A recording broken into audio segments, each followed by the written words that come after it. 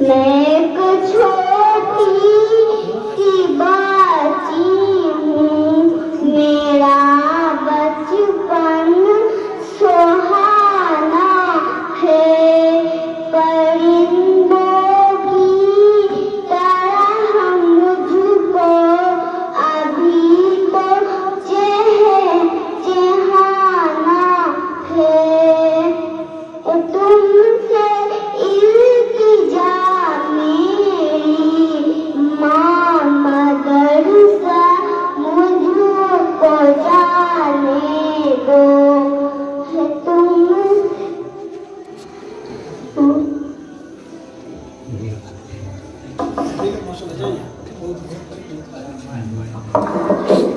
ماشاء اللہ، بہت ہی خوب۔ اب میں آخری أما بعد أعوذ بالله من الشيطان الرجيم بسم الله الرحمن الرحيم وما أرسلناك إلا رحمة للعالمين وقال النبي صلى الله عليه وسلم أنا رحمة مهداة أو كما قال عليه الصلاة والسلام۔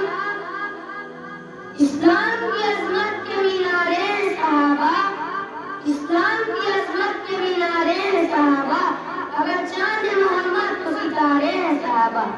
صدر محترم اور حاضرین جلسہ، آج میں جس موضوع پر سرف کلام حاصل کر رہا ہوں وہ ہے رحمت للعالمین صلی اللہ علیہ وسلم۔ حضور صلی اللہ علیہ وسلم کی ذات نام جامعی کمالات باقی تھی، حضور صلی اللہ علیہ وسلم کی تقدس بھی لامحدود ہے، اسی طرح حضور صلی اللہ علیہ وسلم کی بدعت بھی لامحدود ہے۔ قرآن کریم کے ہر صفحے پر، ہر سورت میں، ہر رکوع میں میرے آقا نور مجسم فخر دو عالم صلی اللہ علیہ وسلم کی شان کا تذکرہ ہے۔ جو آیت کریمہ میں نے تلاوت کی ہے اس میں اللہ تعالیٰ حضرت صلی اللہ علیہ وسلم کی شان کا ایک نہایت انوکھا نرالا بیان کیا۔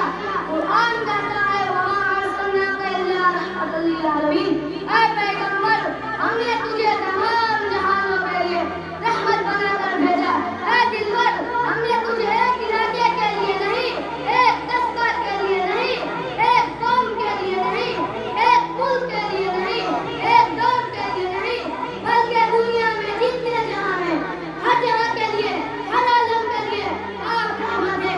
عالم آخرت کے لیے آپ رحمت ہے، عالم اولاد کے لیے آپ رحمت ہے، عالم ملکوت کے لیے آپ رحمت ہے، عالم جبروت کے لیے آپ رحمت ہے، عالم انسانیت کے لیے آپ رحمت ہے، تقدس کے لیے آپ رحمت ہے، عرش مولا کے لیے آپ رحمت ہے، فرشتوں کے لیے آپ رحمت ہے، جوانوں کے لیے آپ رحمت ہے، رئیسوں کے لیے آپ رحمت ہے، لڑکیوں کے لیے آپ رحمت ہے، ساری کائنات کے ایک ایک ذرے کے لیے، ایک ایک قبیلے کے لیے، ایک ایک بستی کے لیے، ایک ایک ہستی کے لیے، اے میرے محبوب پیغمبر آپ رحمت ہے۔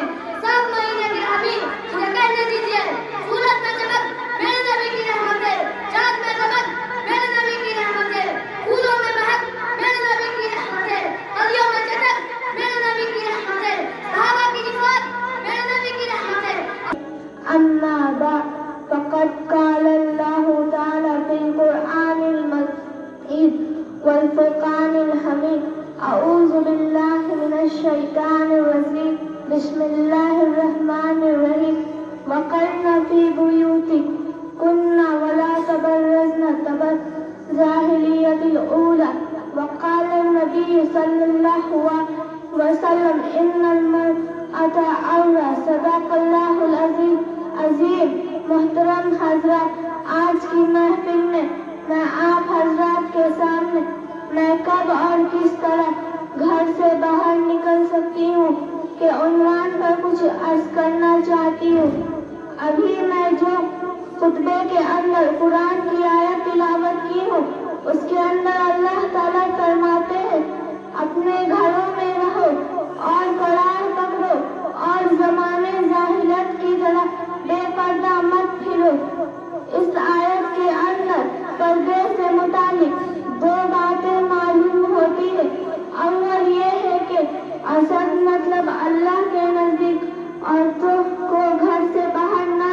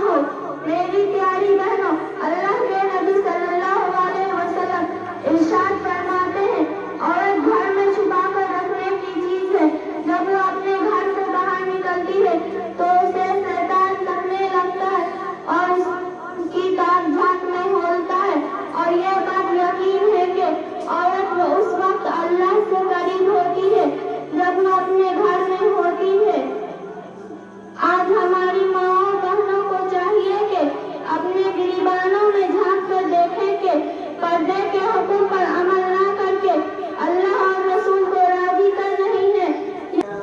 नमाज इश्क तलवारों के साए में अदा करना मुसलमानों का सिवा है मोहम्मद से वफा करना मुसलमानों का सिवा है मोहम्मद से वफा करना।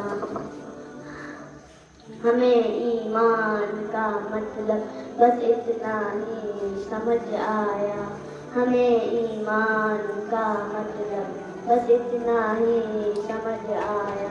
रसूले पाक की हुर्मत के तन मन धन फिदा करना रसूले पाक की हुर्मत के तन मन धन फिदा करना मुसलमानों का सेवा है मोहम्मद से वफा करना मुसलमानों का सेवा है मोहम्मद से वफा करना।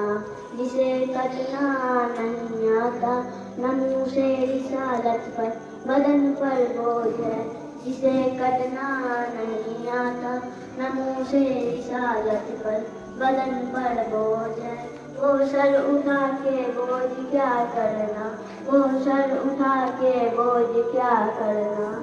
मुसलमानों का सेवा है मोहम्मद से वफा करना मुसलमानों का सेवा है मोहम्मद से वफा करना।